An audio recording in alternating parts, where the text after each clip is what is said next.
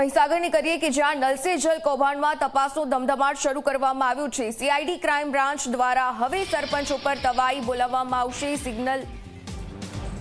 સિગ્નલી ગામમાં સરપંચના પતિ બાબુસિંહ રાઠોડની ધરપકડનો આ મામલો। પાણી સમિતિના ખાતામાંથી પોતાના ખાતામાં રૂપિયા જમા કરાવ્યા હતા। બાબુસિંહ રાઠોડે પોતાના ખાતામાં 35.85 લાખ રૂપિયા જમા કરાવ્યા। સરપંચ પતિ સાથે કોન્ટ્રાક્ટર નરેન્દ્ર પટેલની પણ ધરપકડ કરવામાં આવી છે। જિલ્લાના કેટલાક એવા સરપંચો છે કે જેમની પાસેથી પણ આ સમગ્ર બાબત અંગે પૂછપરછ હાથ ધરવામાં આવી રહી છે।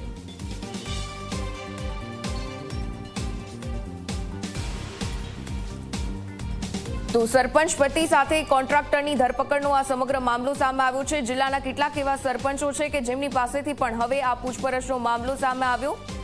નલ સે જલ યોજનાનું કૌભાંડ સમગ્ર રીતે બહાર આવી ચૂક્યું છે। સરપંચના પતિની પણ ધરપકડ થઈ ચૂકી છે।